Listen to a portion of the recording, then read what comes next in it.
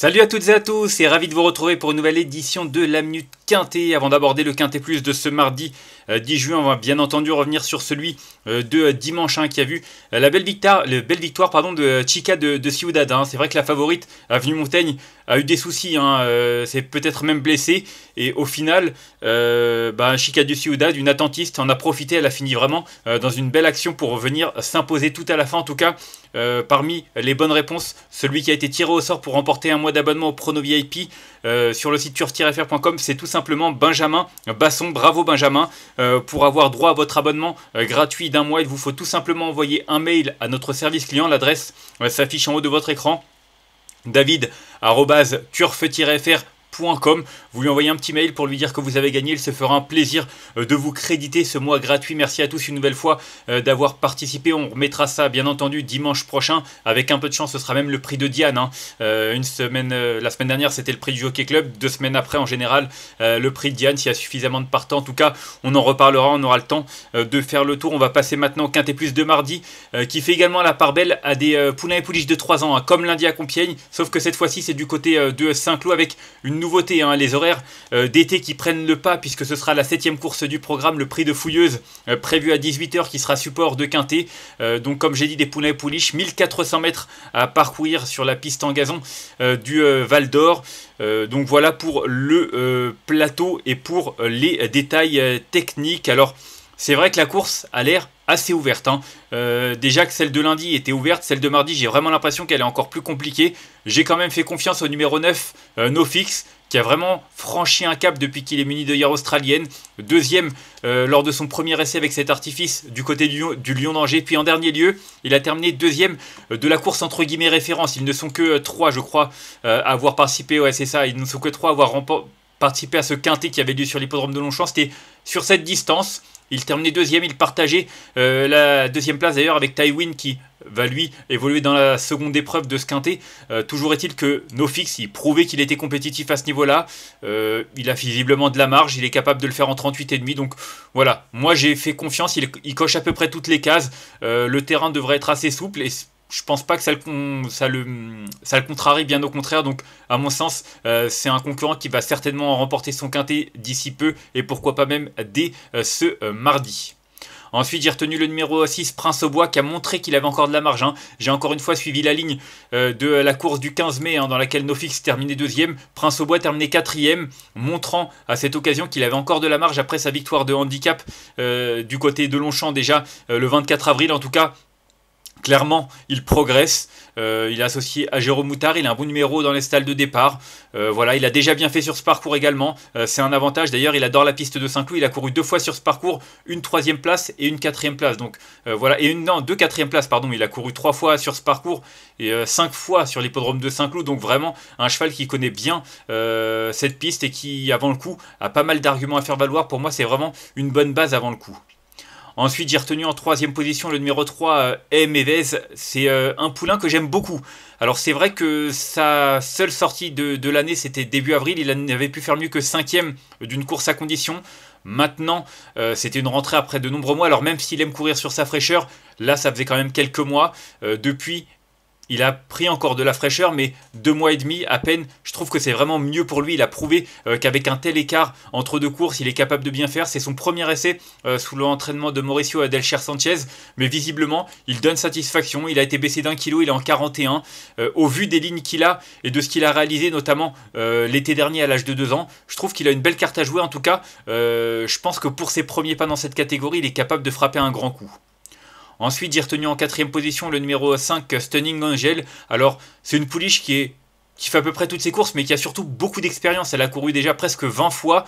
Elle a alterné pas mal de catégories, aussi bien les handicaps que les réclamés. Elle a même couru Listed Race. Elle s'est classée 5e de 2 Listed, et même 4e l'été dernier sur l'hippodrome de Vichy. Donc voilà, une concurrente qui fait tout ce qu'on lui demande dans l'ensemble. Elle reste sur 2 deuxièmes places, une à réclamer. L'autre, dans une course à condition, battue par Lace qui porte le top weight dans cette compétition. On fait appel à Michael Barzalona, on fait le déplacement. Sa dernière sortie en handicap s'est soldée par une 2e place en 39,5. Là, elle est en 39. La distance est en plein dans ses cordes. Elle découvre l'hippodrome de Saint-Cloud, mais je pense qu'elle ne va pas être dérangée par le profil. Le terrain très souple va lui plaire. Donc pour moi, tous les feux sont au vert et je pense vraiment qu'elle est capable de lutter pour une place sur le podium. Ensuite, j'ai retenu en 5e position le numéro 7, Precioso. Je reviens sur la ligne de Nofix qui terminait 2e devant Prince au Bois, lui terminé 5e. C'est le troisième concurrent qui a couru le quintet référence. Sur la foi de cette sortie, pas grand chose à ajouter. Il est compétitif. Il dépend d'entraînement d'Henri Pantal, un homme efficace dans cette catégorie, notamment avec les jeunes pousses. Donc pour moi, c'est un cheval qui est régulier. Peut-être qu'il manque un petit peu de marge pour pouvoir espérer jouer les premiers rôles, mais pour une 4-5e place, il a largement son mot à dire.